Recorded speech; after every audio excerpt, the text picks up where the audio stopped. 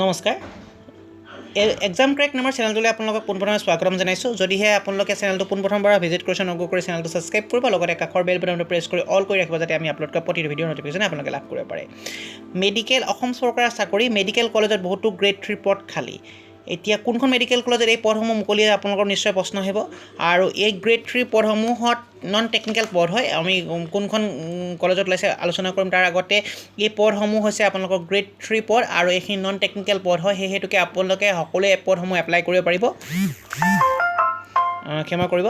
সকলোৱে এপ্লাই কৰিব পাৰিব যদিহে আপোনালোকে এপ্লাই কৰিব বিচাৰে আপোনালোকৰ মিনিমাম কোৱালিফিকেশ্যন কি হ'ব লাগিব বা কি কথা আমি চাই লওঁ বলক এডভাৰটাইজমেণ্টত আমি ডিটেইলছত চাই লওঁ যে কি লিখা আছে আৰু যদি ভিডিঅ'টো ভাল পায় নিশ্চয় ভিডিঅ'টো লাইক কৰিব নাপাহৰিব আৰু আপোনালোকৰ যিমান গ্ৰুপ চাৰ্কল আছে সকলো গ্ৰুপতে যাতে এই ভিডিঅ'টো শ্বেয়াৰ কৰে যাতে এই ভিডিঅ'ৰ পৰা তেওঁলোকো উপকৃত হ'ব পাৰে আপোনালোকৰ বন্ধু বান্ধৱী তথা আপোনালোকৰ পৰিয়ালবৰ্গ বলক এডভাৰটাইজমেণ্টটো চাই লওঁ এই এডভাৰটাইজমেণ্টটো প্ৰকাশ পাইছে লখিমপুৰ মেডিকেল কলেজ নৰ্থ লখিমপুৰৰ পৰা Lakhimpur medical college and hospital যিখন আছে তাৰ পৰা আৰু এই পদসমূহ হৈছে গ্ৰেড 3 পদ নন টেকনিক্যাল পদ মই ইতিমধ্যে কৈছিলোঁ অনলাইন এপ্লিকেশ্যন আৰ invite the following grade 3 non technical post as show' below' under the establishment of the principal cum chief superintendent Lakhimpur Medical College and Hospital North Lakhimpur with the which will be available at the office website Director of Medical Education Assam website is www.dmeassam.gov.in আৰু apply আৰম্ভ হ'ব 12/5/2020 পৰা 27/5/2020 অৰ্থাৎ 12 মে'ৰ পৰা ইয়াৰ online প্ৰক্ৰিয়াসমূহ আৰম্ভ হ'ব আৰু 27 মে' 2020 ৰাতিলৈ 12 বজালৈকে প্ৰক্ৰিয়াসমূহ চলি থাকিব ইয়াৰ পদসমূহ কি আছে আমি প্ৰথম চাই লওঁ প্ৰথম অনলাইন ডেটটো হৈছে 12 তাৰিখৰ পৰা আৰম্ভ হ'ব 12 মে'ৰ পৰা আজি যিহেতু আপোনালোকৰ 8 মে' হ'ল 8 মে'ৰ পৰা 12 মে'ৰ পৰা আৰম্ভ হ'ব আৰু আমি আজি ভিডিঅ'টো বনাওঁতে 8 মে'ত আমি ভিডিঅ'টো আজি আপোনালোকৰ ৰেকৰ্ডিং কৰি আছোঁ চ' 8 মে' ৰেকৰ্ডিং কৰি থকাৰ পিছত মাত্ৰ 4 দিনৰ পিছৰ পৰা ইয়াৰ অনলাইন প্ৰক্ৰিয়াসমূহ অৰ্থাৎ 12 মে'ৰ পৰা ইয়াৰ অনলাইন প্ৰক্ৰিয়াসমূহ আৰম্ভ হ'ব আৰু 27 মে' 2020 ৰাতি 12 বজালৈ অনলাইন প্ৰক্ৰিয়াসমূহ শেষ হ'ব বলকে পদসমূহ কি আছে প্ৰথম চাই লওঁ প্ৰথম পদটো আছে একাউণ্টেণ্ট ইয়াৰ কাৰণে আপোনালোকক লাগিব বিকম আৰু এবছৰীয়া কম্পিউটাৰ চাৰ্টিফিকেট আপোনাৰ থাকিব লাগিব দুটা পদ আছে নেক্সট আছে একাউণ্ট এছিষ্টেণ্ট ইয়াত পদৰ সংখ্যা 4টা ইয়াত আপোনালোকে যিকোনো ডিগ্ৰীধাৰী হ'লে আপুনি এপ্লাই কৰিব পাৰিব আৰু পদৰ সংখ্যা আৰু লগতে এবছৰীয়া কম্পিউটাৰ ডিপ্ল'মাখনটো লাগিব আৰু পদৰ সংখ্যা 4টা কেচিয়াৰৰ কাৰণে আকৌ বিকম লাগিব আৰু লগতে এবছৰ কম্পিউটাৰ ডিপ্ল'মা আপোনালোকক দৰকাৰ হ'ব পদৰ সংখ্যা 1টা lower division assistant oblique computer operator cum clerk oblique DTP operator আছে ইয়াৰ কাৰণে ডিগ্ৰী হ'ব লাগিব যিকোনো আপুনি শাখাতে হ'ব পাৰে আৰু লগতে কম্পিউটাৰ ডিপ্ল'মা এবছৰ ডিপ্ল'মা লাগিব টোটেল পদৰ সংখ্যা 15টা নেক্সট আছে ষ্টেন'গ্ৰাফাৰৰ কাৰণে ডিগ্ৰী অফ যিকোনো পৰ্যায়ৰ আপোনাৰ ডিগ্ৰীধাৰী হ'ব লাগিব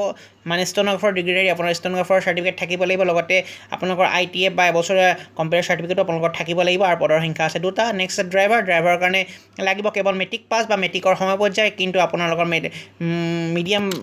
ভেহিকেল অৰ্থাৎ মধ্যম গাড়ী চলোৱাৰ লাইচেঞ্চ আপোনালোকৰ থাকিব লাগিব টোটেল পদৰ সংখ্যা 3টা নেক্সট আছে ষ্ট'ৰ কিপাৰ কম ক্লাৰ্ক কম কম্পিউটাৰ অপাৰেটৰ ইয়াত টোটেল পদৰ সংখ্যা 21টা কিন্তু ইয়াত টোটেল আপোনালোকৰ ডিগ্ৰী লাগিব মিনিমাম কোৱালিফিকেশ্যন আৰু আপোনালোকৰ লগতে এবছৰ কম্পিউটাৰ ডিপ্ল'মা লাগিব নেক্সট আছে ৰেকৰ্ড কিপাৰ কম কম্পিউটাৰ অপাৰেটৰ বুলি আছে টোটেল পদৰ সংখ্যা 1টা কিন্তু ডিগ্ৰী লাগিব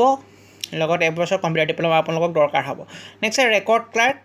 ইয়াত টোটেল পদৰ সংখ্যা 7টা ইয়াতো আপোনালোকৰ চাৰ্টিফিকেট প্ৰায় একেই এটেষ্টেশ্যন তাত আছে আপোনালোকৰ মেক্সিমাম MSc ডিগ্ৰী লাগিব চ' ইয়াত অকল কম্পিউটাৰ যিখিনি মাষ্টাৰ ডিগ্ৰী আছে ছায়েন্সৰ তেওঁলোকে এপ্লাই কৰে পদৰ সংখ্যা 1টা কোডিং ক্লাৰ্ক ইয়াত আপোনালোকৰ ডিগ্ৰী লাগিব লগতে এবছৰ ডিপ্ল'মা পদৰ সংখ্যা 4টা লেবৰেটৰী এছিষ্টেণ্ট ইয়াত আপোনালোকৰ ডিগ্ৰী লাগিব লগতে এবছৰীয়া ডিপ্ল'মা পদৰ সংখ্যা 4টা কম্পিউটাৰ অপাৰেটৰ টোটেল পদৰ সংখ্যা 1টা ইয়াত আপোনাৰ ডিগ্ৰী লাগিব নেক্সট আছে ৰিচেপশ্যনিষ্ট কম ক্লাৰ্ক ইয়াত আপোনালোকৰ পদৰ সংখ্যা 2টা আছে কিন্তু ডিগ্ৰীধাৰী হ'ব লাগিব লগতে আপোনালোকৰ এবছৰ কম্পিউটাৰ ডিপ্ল'মা হ'ব লাগিব ডিগ্ৰীধাৰী বুলি কওঁতে যিকোনো পৰ্যায়ৰ ডিগ্ৰীধাৰী হ'লেও আৰ্টছ কমাৰ্চ ছায়েন্সৰ কোনো কথা নাই খালি আপোনালোকৰ বেচেলৰ ডিগ্ৰী থাকিব লাগিব তাৰপাছত আছে আপোনালোকৰ ছ'চিয়েল ৱৰ্কাৰটো আপোনালোকক ডিগ্ৰী লাগিব ছ'চিয়েল ৱৰ্কাৰ যিকোনো ইনষ্টিটিউটৰ পৰা যদি আপোনালোকৰ ছ'চিয়েল ৱৰ্কাৰ ডিগ্ৰী আছে তেতিয়া আপুনি ইয়াত এপ্লাই কৰিব পাৰে পদৰ সংখ্যা 3টা আৰু লগতে দুটা পদ থাকি গৈছে লাইব্ৰেৰিয়ান আৰু ডেপুটি লাইব্ৰেৰিয়ানৰ কাৰণে আপোনালোকক লাগিব degree in library science from the recognise university 1 year diploma in computer certificate লাগিব লগতে আপোনালোকক মানে দুটা বস্তু লাগিব এক নম্বৰ কথা আপোনালোকে ডিগ্ৰীধাৰী হ'ব লাগিব লেবৰেটৰী ছায়েন্সত আৰু আপোনাৰ কম্পিউটাৰ ডিপ্ল'মা লাগিব আৰু ডেপুটি লাইব্ৰেৰিয়ানতো একে কথাই আপোনালোকক লাইব্ৰেৰী ছায়েন্সত আপোনালোকৰ ডিগ্ৰী লাগিব লগতে এবছৰ চাৰ্টিফিকেট লাগিব দুইটাতে এটা পদ আছে নেক্সট আমি যদি গাওঁ মেডিকেল ৰেকৰ্ড অফিচাৰ ইয়াত আপোনালোকৰ ডিগ্ৰীধাৰী হ'ব লাগিব লগতে আপোনালোকৰ চাৰ্টিফিকেট বা ডিপ্ল'মা থাকিব লাগিব মেডিকেল ৰেকৰ্ডৰ টেকনিচিয়ান কোৰ্চৰ আপোনালোকৰ ডিপ্ল'মা বা চাৰ্টিফিকেট থাকিব পদৰ সংখ্যা 1টা তাৰপৰা ডকুমেণ্টেজ ইয়াত আপোনালোকৰ কম্পিউটাৰ ডিগ্ৰীধাৰী হোৱাৰ লগতে আপোনাৰ এবছৰ কম্পিউটাৰ ডিপ্ল'মা থাকিব লাগিব, পদৰ সংখ্যা 1টা, ষ্ট'ৰ কিপাৰ কম ৰেকৰ্ড ক্লাৰ্ক ইয়াত পদৰ সংখ্যা 4টা, আৰু ইয়াত ডিগ্ৰীধাৰী হ'ব লাগিব, লগতে আপোনাৰ কম্পিউটাৰ ডিপ্ল'মাও থাকিব লাগিব। বয়সৰ সময়সীমা ইয়াত ধৰি দিছে, বয়সৰ সময়সীমা 18ৰ পৰা 48 বছৰৰ ভিতৰত হ'ব লাগিব 1/1/2020 চনৰ ভিতৰত, অৰ্থাৎ 1 জানুৱাৰী 2020লৈকে আপোনাৰ বয়সৰ সীমা নিম্নতম 18 বছৰ আৰু মেক্সিমাম আপোনালোকৰ 48 বছৰতকৈ অধিক হ'ব নোৱাৰিব। OBC ST SC সকলে নিশ্চয় ৰিলেক্সেশ্যন পাব, যি গভৰ্ণমেণ্ট ৰুল আছে তেওঁলোকে ৰিলেক্সেশ্যন পাব। লগতে আৰু ইয়াত ওমেনসকলৰ ক্ষেত্ৰত এটা ৰিজাৰ্ভেশ্যন লিখি দিছে, ৰিজাৰ্ভেশ্যন 30% যি ওমেন ৰিজাৰ্ভেশ্যন থাকে সেই ৰিজাৰ্ভেশ্যন ইয়াত থাকে বুলি লিখি দিয়া হৈছে। ইয়াত ছাইডৰ ৰিজাৰ্ভেশ্যন ওমেনৰ ৰিজাৰ্ভেশ্যনটো দিয়া নাই, কিন্তু ছাইডত লিখি দিছে ৰিজাৰ্ভেশ্যনটো ওমেন ৰিজাৰ্ভেশ্যন যি গভৰ্ণমেণ্ট ৰুল, অৰ্থাৎ 30% ৰিজাৰ্ভেশ্যন ওমেনৰ ক্ষেত্ৰত থাকিব। ঠিক সেইদৰে আমি যদি বাকীখিনি কথা টাৰ্ম এণ্ড কণ্ডিশ্যনখিনি লিখি দিছে, টাৰ্ম এণ্ড কণ্ডিশ্যনখিনি আপোনালোকে নিশ্চয় ভালদৰে পঢ়ি ল'ব। এপ্লাই কৰাৰ আগতে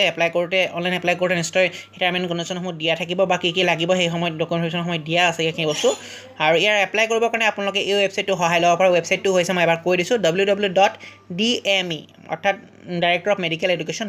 .assam.gov.in। এই ৱেবছাইটত গৈ আপোনালোকে 12 তাৰিখৰ পৰা এপ্লাইসমূহ আৰম্ভ হ'ব, 12 তাৰিখৰ আপোনাৰ এপ্লাইসমূহ কৰিব পাৰিব। শেষ ডেট হৈছে 27 মে' 2020। চ' ইয়াকে ভিডিঅ'টো সমাপ্ত কৰিছোঁ। আৰু যদি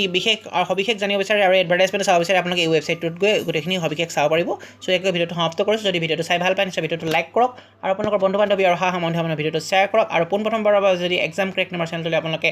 আহিছিল তেতিয়াহ'লে নিশ্চয় চেনেলটো ছাবস্ক্ৰাইব কৰিবলৈ নাপাহৰিব, লগতে কাষৰ বেল বুটামটো প্ৰেছ কৰি অল কৰি ৰাখিব, যাতে আমি আপলোড কৰা প্ৰতিটো ভিডিঅ'ৰ ন'টিফিকেশ্যন আপোনালোকে লাভ কৰিব পাৰে। ধন্যবাদ। জয় অসম।